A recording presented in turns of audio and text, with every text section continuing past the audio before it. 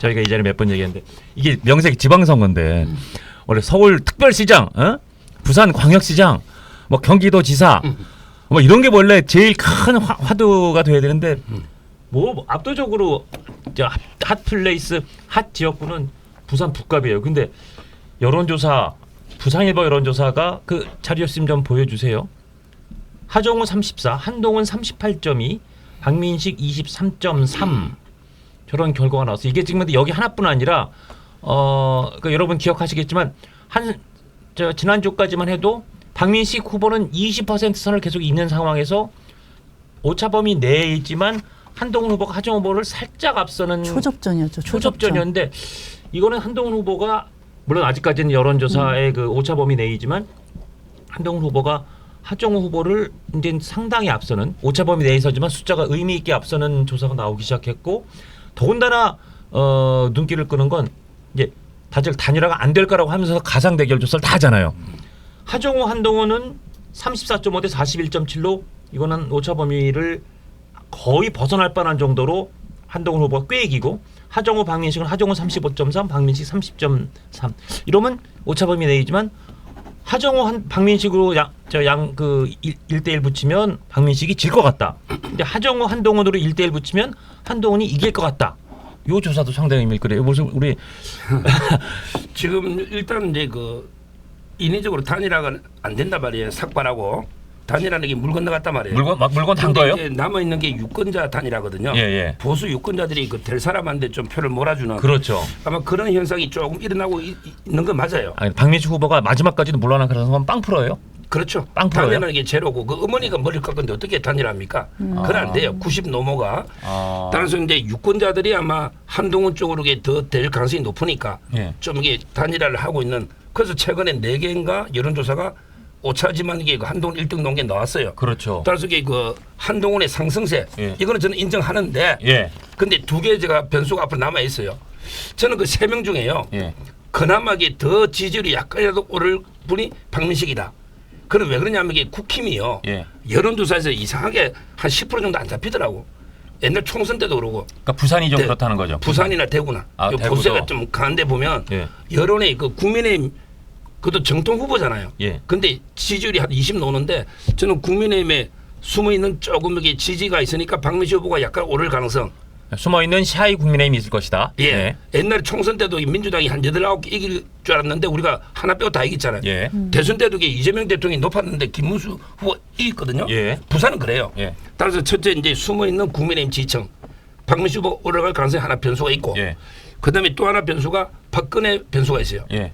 지금 박 대통령이 가는 데마다 완전히 막 구름 인파를 몰고 다닙니다. 입추 예지가 없어요. 예. 그러니까 이제 그 부산에 내일 오면 혹시 북갑에 가서 근데 내일 북갑은 박근혜 대통령 현재 일정에는 가시는 일정이 안 나오고 있는 것 같아요. 그러니까 이제 조금 이게 유영아 변호사가 한동안 편들어 주려고 안 가는 거 아니냐 이런 게 인터넷 비판도 있긴 한데 예. 마지막까지 한번 봐야죠. 예. 부산에 갔는데 저는 갔으면 좋겠어요.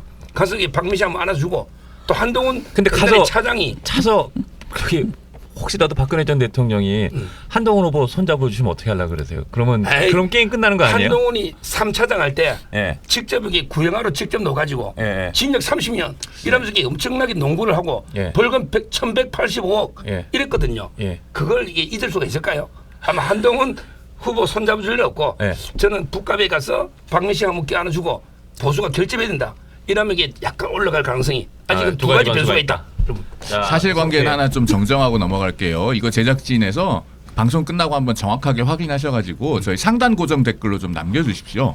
그 조금 전에 한동훈 후보가 서울중앙지검 3차장 시절에 박근혜 전 대통령 구형을 직접 했다. 그거 제가 알기로는 사실이 아닌 걸로 알고 있습니다. 과거 2024년 7.23 전당대회 과정에서도 이 문제가 한번 불거졌는데 본인이 구형 안 했다고 했고 법정에 들어가서 구형을 한 검사는 다른 분인 걸로 알고 있어요. 이게 지금 특히나 선거운동 기간이기 때문에 우리가 허위사실 여부는 정확하게 가려야 됩니다. 예, 제가 예. 우리 서 변호사님을 염려하는 마음에서 저는 말씀드리 기사를 보고 했는데 뭐 그럴 수도 서 있죠. 변호사님을 염려하는 마음에서 제가 말씀드리는 것이다. 저희가 사실관계 기사가 있더라고요. 더 정확히 확인해 보겠습니다. 예, 예, 그리고요. 그래서 확인이 좀 필요할 것 예. 같고, 자 그 다음에 이제 박민식 후보가 앞으로 여론조사에서 상승할 가능성이 있다라고 예. 하셨는데, 물론 뭐 희망 섞인 예측을 할 수도 있겠습니다만, 예.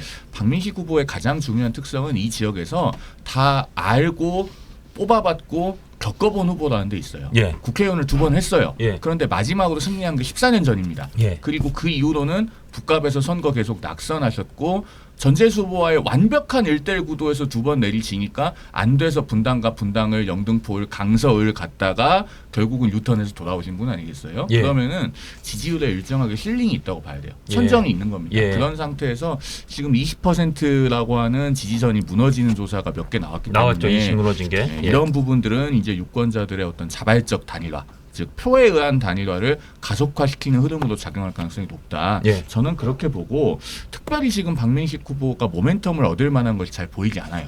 더더군다나 국민의힘 중앙에서 자꾸 와가지고 오히려 논란과 설화를 일으킵니다.